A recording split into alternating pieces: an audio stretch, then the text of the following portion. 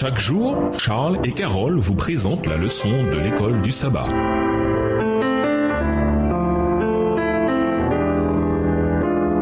Bienvenue à notre émission Dieu nous parle. Nous voyons un son de vendredi pour aller plus loin. Quand l'Esprit de Dieu guide la pensée et le cœur, l'âme convertie éclate en un chant nouveau car elle réalise que dans son expérience, Dieu a tenu la promesse selon laquelle sa transgression a été pardonnée et que son péché a été couvert. Elle a manifesté envers Dieu sa repentance pour sa violation de la loi ainsi que sa foi envers le Christ qui est mort pour la justification de l'humanité. Était donc justifiée par la foi, elle a la paix avec Dieu par notre Seigneur Jésus-Christ, Romains 5, verset 1. Mais, sous prétexte que cette expérience est la sienne, le chrétien ne doit pas rester les bras croisés, satisfait de ce qui a été accompli pour ses soins. Celui qui s'est résolu à entrer dans le royaume spirituel constatera que toutes les forces et passions de la nature irrégénérée, soutenues par les forces du royaume des ténèbres, sont liguées contre lui. Il se doit chaque jour de renouveler sa consécration, chaque jour de combattre le mal. Les vieilles habitudes et les tendances héréditaires au mal chercheront à dominer et c'est contre elles qu'il devra toujours être sur ses gardes,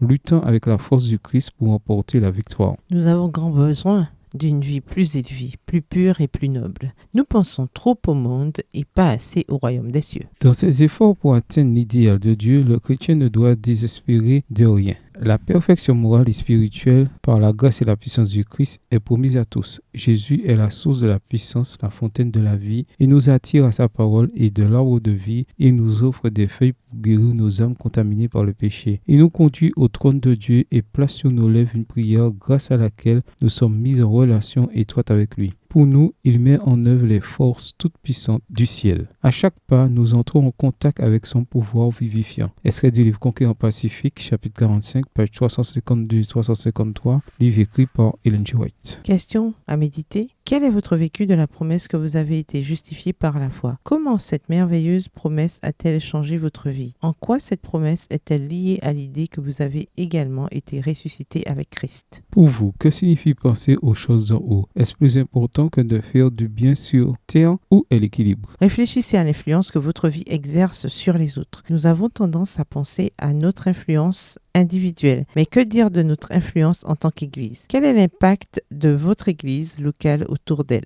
Lisez Colossiens 3, verset 11, que nous indique ce verset sur l'unité que nous devrions avoir en Christ. Au revoir. Et à demain si Dieu veut.